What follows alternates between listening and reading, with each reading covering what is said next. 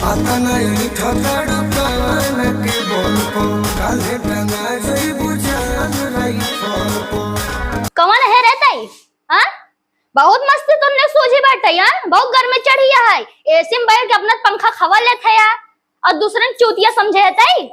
Metre की reading तो check करे चला जावे, कोनो कटियत नहीं मारे हैं ओका भी बहुत जल्दी जल्दी पहुंचबा, और लाइनिया देव दे कहे नहीं पहुंचता। आंधी तूफान है झट लाइट कटवा रात।